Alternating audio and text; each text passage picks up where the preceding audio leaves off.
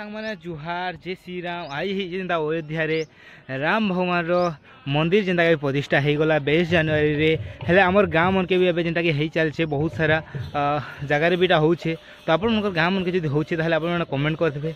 आ आपन मनकर गांव रे करूछन बोले बहुत भल लागुथि आपन मन जोन आपन मन टिके बुली कर आसुम पूरा माइंड फ्रेश लागबा एक नंबर भल लागबा केन हमर गांव रे होउछे हमर गांव रे मु आपन को देखे दुछे हमर गांव रे श्री राम भगवान रो